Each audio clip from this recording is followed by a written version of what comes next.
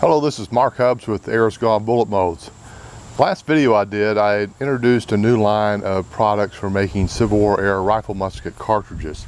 These are templates and mandrels produced by the Forth Armory, a small company here in Huntsville, Alabama, that can provide metal templates that are indestructible and 3D printed mandrels for each type of cartridge that was used during the Civil War, at least in the U.S. Army. This includes 69 caliber musket, 69 rifled musket, 58 rifled musket, both versions, and also some of the English cartridges that were imported during the war. Today I'd like to take you through making one of those types of cartridges. And what we're going to talk about today is the model 1855 58 caliber cartridge that was designed for U.S. rifled muskets. I'll also talk a little bit about how to make bundles of cartridges, and also where to get a nice stamp that you can make labels for those 10 round bundles. Stick with me and I'll show you how I do it with the Forth Armory templates.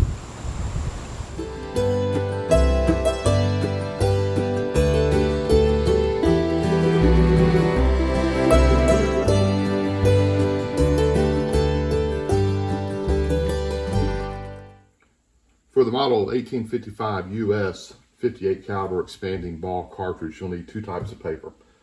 And it's very easy to find. I get all my wrapping paper from one of the big box stores such as Lowe's or Home Depot. This comes from the paint section, and it's essentially just brown masking paper.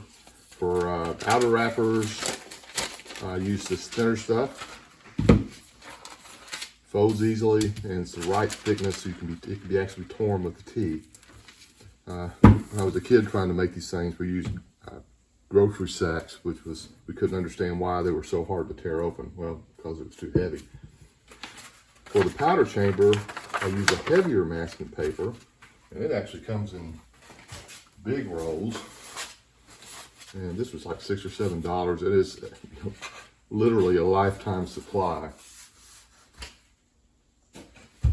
These small rolls are $4 or $5. They'll last for thousands of cartridges. I use this for the outer bundle wrappers for pistol cartridges, also revolver cartridges. This is a stiffer paper similar to a old-fashioned grocery sack, and so if you have some of those on hand, it'll work very well too. The dimensions for these templates are no secret. They come right out of the U.S. Ordnance Manual. In this case, the Model 18 or the 1860 Ordnance Manual. The difference is, back when I used to do these, I would get those dimensions, I'd make a cardboard template, then I'd take the cardboard and I'd lay it out on the paper and I'd trace around it and come back and cut it with either scissors or a paper cutter, which is sort of hard to do sometimes with these, but it was a slow process, and my template typically got trashed. I'd have to start all over again later the next time around. But with these, it makes life very simple. So I can fold the paper, get several thicknesses, as many as you think you can cut through. In this case, I have 4 thicknesses. Yep. And I can just put the template down and cut around it with a very sharp razor knife, watching to make sure I don't get any fingers in the process. And you'll need to have this on a soft surface. I'm using an old sewing pad that's used for a rotary cutter, but a polymer cutting board would do the same thing. It's a cheap one you can find at Kmart or wherever. And then I can just turn this around, and I can arrange these on the paper as I cut them to get the most economical use of the paper. Again, make sure you pay attention to what you're doing as you make these cuts. Then if you've gone all the way through, you can pull away the excess, and you'll have, in this case, 8 perfect wrappers. Now for the heavier paper, and the same is true for this. This is, you'll see how this is used in a few minutes. This is also for the thin paper. The heavier paper, I think they call this rocket paper in the Ordnance Manual. And, I can line these up across here one group at a time, and get a bunch of them if I stack it up. I'm just showing you the process, how easy it is to get these cut out. And there's 2 powder chambers. The first thing you had to do is make the powder chamber. That's where your heavy paper and thinner paper come in. And what I'm going to do is I'm going to place the heavy paper on top of the thinner paper. I think what I'm going to do, I'm going to move this out of the way so you can see a little bit better. Here's the thin, and then the heavy goes right on top of it, lined up with this corner, the short corner. And I'll take my mandrel with the blunt end, and I'm going to place it just at the end of the rocket paper, the heavier stuff. And then if I can do this so you can see it, I will roll it up as tight as I can get it, all the way up. You see it's the longer end is at the top. And now I will press, I'll make sure my mandrel is at the top of the rocket paper inside. I'll press that down and then apply some glue. Well, they said paste in the ordnance manual. Forth Armory recommends a drop of Elmer's. I'm using glue stick. Whatever that will hold it down once you get it pressed in is sufficient. And this can't leak because that flat end now is going to be keeping the powder separate from the greased bullet inside the wrapper. So just make sure whatever adhesive you use, glues that folded end very tightly.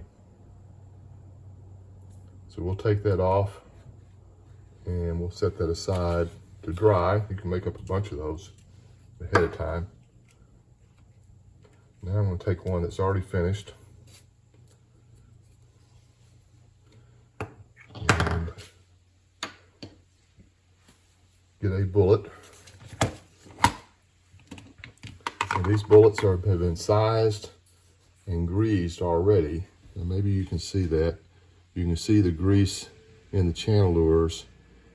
This is the most authentic 58 caliber mini ball mold I've ever had. It was made by Ideal, who was bought out by Lyman. And you can only find them on the secondary market. But be aware that the same numbered mold from Lyman is not the same mold. It produces a slightly different bullet. Now this is 8 parts beeswax and 1 part tallow. And I've done it with a very hot bullet, so all the excess is dripped off, but it's still fully in the channelers. I'll take an outer wrapper and place the bullet on the end here, the flat end where the powder chamber is, and I will roll it up as tight as I can on the mandrel. Now, the glue I mentioned for the powder chamber is the only glue that the ordnance manual requires or suggests. However, I cheat a little bit and I run just a little bit of paste along the edge there, and to make sure it stays in place before I tie it off. So this is especially true if you're making dummy cartridges or cartridges that may get handled a lot. You may want to add that step, but as I said, that's not period. That's something you would do just to ensure that the cartridges stay together better for you. The cartridge needs to be choked at the end to make sure you have a good crimp around the bullet on the tied end. And this takes some practice. You may have to try this several times and run a few wrappers before you get it. I still run a few here and there. You wrap the cord around the end, give it a little pull, twist it if you need to make sure it goes all the way around. If you put your finger over the hole at the end, it helps to keep it open and even as you choke it. Whoop, it came all the way back out. But it should work now that I've choked it. And that's just to make sure that your linen thread ties evenly all the way around. And you wrap it around the choke and give it 2 half hitches. I'm using unbleached linen thread. This is actually for sewing. It's a buttonhole strength thread. Works perfect for this. If you're into historic costume, you already have some of that around. And just take your finger, press down the choke. Now it's ready for filling. You pull your mandrel out. Make sure you leave the powder chamber inside. It may come out with it. I have 2F powder already measured up, and I pour that into the mouth of the cartridge, settle it a little bit, and then we're going to crimp it. And this is the same cartridge crimp that was used on other cartridges, probably back before the Revolutionary War.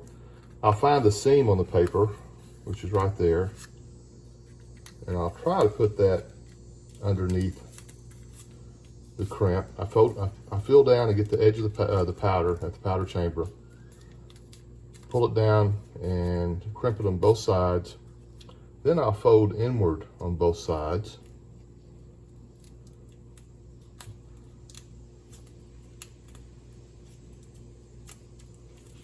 Like that.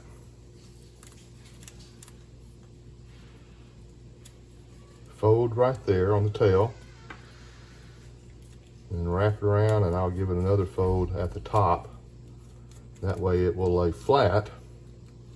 Then later, when we start to bundle cartridges, you can see they will all lay together easier when I put 10 together. Next, we're going to bundle 10 cartridges into what's called an arsenal pack, which is just a bundle of 10 cartridges along with a tube that had 12 percussion caps in it. These were packed in wooden crates with 100 packs, a total of 1,000 rounds, and that's how they were issued to the troops in the field. So I'm going to be using wrappers that have a period style stamp on the outside. This one's for Allegheny Arsenal, 1861. It's very appropriate for this model 1855 cartridge that we built already. And to stamp it, I use one of these. This is a stamp that came from, this is the way it's actually received, from Cap and Ball in Budapest, Hungary, also known as, you may know him as Balázs Németh. And he produces a whole series of these for different cartridge packs. And they come to you from Hungary in just the rubber. And you mount them yourself, and of course that saves a lot on postage. You mount them yourself on your own wooden block. I've just used a piece of dowel rod as a handle on the back. And that way, you can just send them in an envelope and it saves a lot on the postage. So he has 58 caliber rifled musket, several smoothbore versions, a couple Confederate labels, Sharp's carbine, and then at least one English. And this is for the model 1860 English cartridge. I'm going to be bundling using this heavier masking paper. I think it's probably a little bit too heavy, but the thinner stuff I think is too light. So I'm going to err on the conservative side and use the heavier material. And to use this, I'll be using my cartridge bundler block. Now this one's set up so it's adjustable. I can pull this out, and it's for 69 caliber. I can put this in, and now I have the correct dimensions for 58 caliber. And the dimensions for these building blocks or these bundling blocks are given in the ordnance manual also. So first, I'm going to make sure that my label is right in the center. I may even crease it a little bit to get a head start.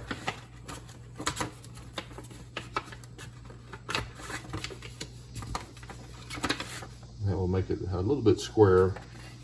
Now I've seen some of these original bundles that are immaculate as far as how they're wrapped.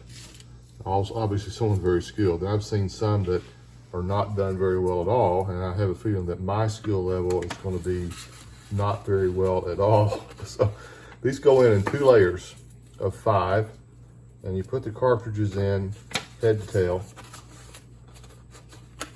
Try to make them a little bit flatter and square. I know you can't really see what I'm doing, but I think you'll understand. So 2 layers.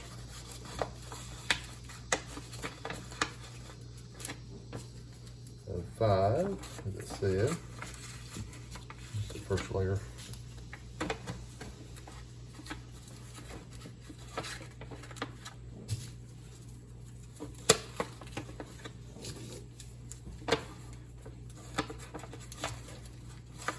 There's a lot of surviving bundles like this, so we have plenty to learn from. Even a lot of surviving Confederate bundles, surprisingly. So, those are nice and square. So I'm going to wrap that around. And I'm going to go ahead and see if I can't, no, there's no right or wrong way to do this. I'm going to put the, go ahead and put my twine underneath here and get it ready. This twine is heavier than what I use to tie the cartridges. This is it is a twine, it's not a sewing thread, and it's also unbleached linen. On the top side, I'm going to wrap this up.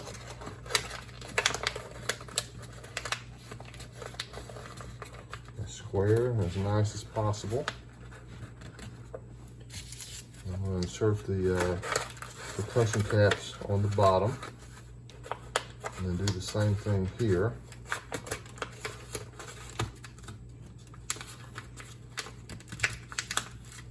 And I'm sure if I was bundling cartridges all day long, I could get a lot faster and better at it. And also, if you had another set of hands here to hold the string when you were trying to tie it, you'd probably be better off also. I'm going to go ahead and pull it out and lay it down and realize that it's not doing any better that direction. It's not the bundling so much as the tying I'm having trouble with.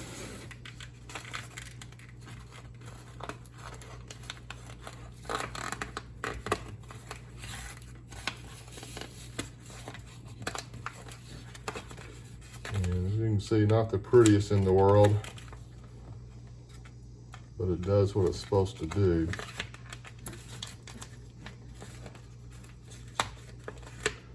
I've seen pictures of original bundles, and a lot of the pre-war ones were glued together instead of tied together. But I haven't seen any US wartime versions that were glued. They were all tied.